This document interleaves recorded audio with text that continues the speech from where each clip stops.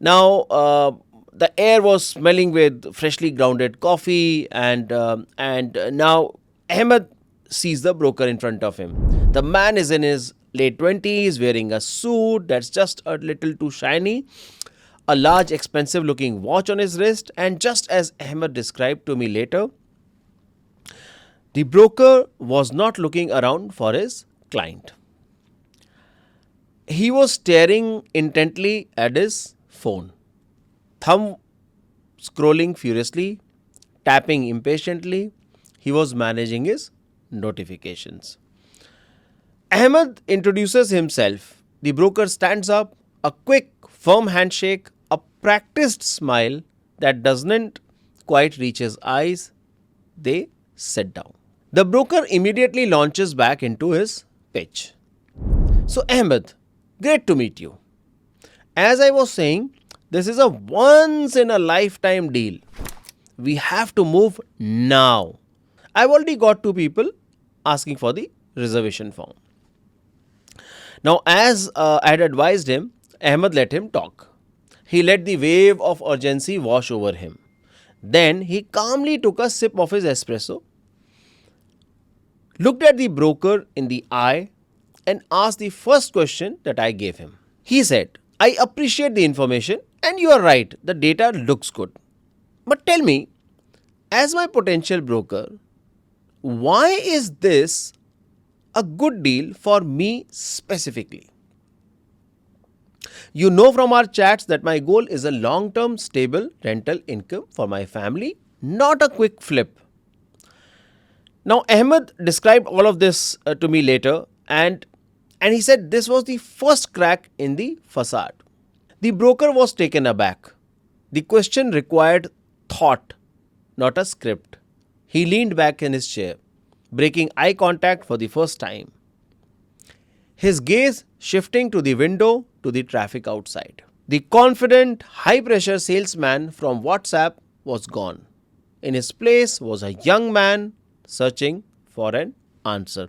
I don't blame him, everybody has sales pressure, but here was my client and I had to protect his interests. Now, well, he stammered, the price is very good and it's a brand new building, very popular area. It was a weak, generic answer from the broker.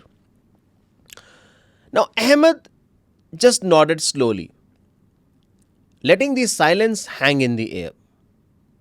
He did not try to fill it. He waited. Then he asked the second question I gave him. I understand. One last thing. If it is such a fantastic deal from a distressed seller, why are there so many units available for sale right now? My research shows at least a dozen on the market in the same building. So this was Ahmed talking to the broker. Now this was the kill shot. Ahmed said the broker physically recoiled as if he had been poked. He picked up his phone, put it down, he took a long drink of water. The confident posture was completely gone, replaced by slumped shoulders. Now, Ahmed might be a data guy, but he's very experienced person and he can read body language. So, after a long, deeply uncomfortable pause, the broker finally looked at Ahmed and gave up the act. Okay, look, he said. His voice was now low and conspiratorial. The story about the one distressed seller, that's what we are told to say. The truth is that developers themselves are the sellers. And they couldn't sell the last block of inventory. And now they are offering a bulk discount to a few brokerage firms. And that is creating a sense of urgency. Now, Ahmed just patiently listened to this guy and he was observing his body language as I had advised him. And the broker continued, and the reason they have struggled to sell them is because the service charges, which is not part of the brochure, are projected to be nearly 25 dirhams per square feet. It's going to eat up almost all of their net yield for a long-term landlord. And there it was, the truth. A truth that was never going to be typed into a WhatsApp message. A truth that only emerged under the gentle pressure of a real face-to-face conversation. Ahmed called me from the car on his way home. I didn't even have to ask. I could hear the relief in his voice. The initial panic that I had observed was gone. It was replaced by a calm clarity. Ritu, he said, I get it now. I really get it. That one conversation saved him from a disastrous investment. The WhatsApp chat is a monologue designed to sell. The face to face meeting is a dialogue designed to discover. And in that dialogue, you find the truth.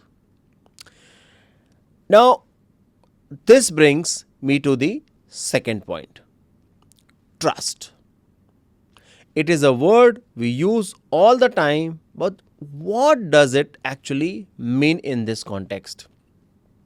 See, trust isn't a logical decision we make on a spreadsheet. It's a feeling, it's an instinct. Our brains, particularly the oldest parts of our brains, the limbic system, the part that handles emotion and survival, are wired from hundreds of thousands of years of evolution to assess trust through personal interaction. When you meet someone, you are subconsciously processing thousands of non-verbal data points every single minute, and you don't even realize that. The micro expression that flash across their face in a fraction of a second, the subtle intonation in their voice that signals confidence or doubt, the way they hold their hands, open and relaxed or clenched and hidden. Whether their smile is genuine, crinkling the corners of their eyes, or a practiced, hollow gesture. Now, you might think it is just nice thoughts, but trust me, this is hard science. Your brain contains what are called as mirror neurons. When you see someone smile, your mirror neurons fire as if you were smiling yourself, creating a feeling of empathy. When you see someone look nervous, you get a small echo of that feeling. This is what allows us to connect, to empathize, to understand what's happening beneath the surface. It allows you to get that gut feeling.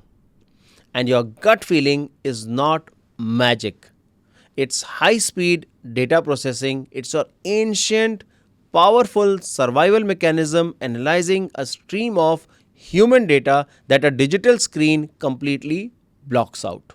You cannot sense authenticity through a text. You cannot gauge sincerity from an emoji.